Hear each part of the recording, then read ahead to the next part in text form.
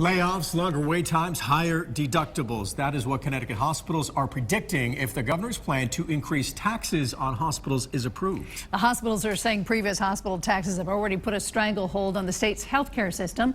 Chief political correspondent Mark Davis joins us live with a look at both sides of this argument. Mark. Hi, Ann and Scott. Good evening, everyone from the Hartford newsroom. The governor says his hospital property tax proposal will help the cities, and he'll make up the difference to the hospitals.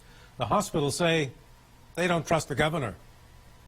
There are 29 hospitals in Connecticut employing close to 100,000 people, caring for nearly 400,000 patients each year, over 1.5 million in emergency rooms.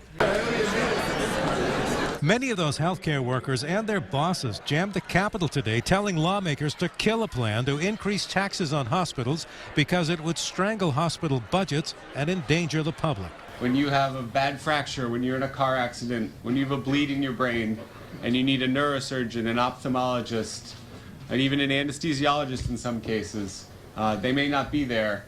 In February, the governor proposed allowing the cities to impose property taxes on hospitals for the first time in history, saying the revenue would help struggling cities and that the state would increase Medicaid payments to the hospitals to make up the difference. Hospitals that actually receive more than they're paying in taxes, on property taxes. Like much of the public, hospital administrators don't trust state government. Experience causes us to question whether those funds would be sent to hospitals. The Speaker of the House today would not proclaim the hospital property tax proposal dead.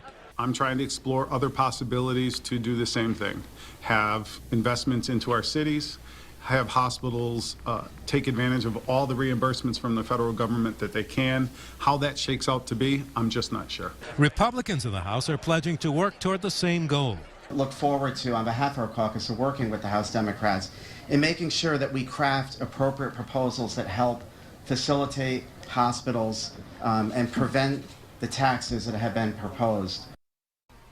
Now, the governor's office says that the hospitals altogether in the state of Connecticut last year grossed $11 billion, that is with a B, and after all expenses had $870 million left over. Live from the Hartford newsroom, Mark Davis, News 8.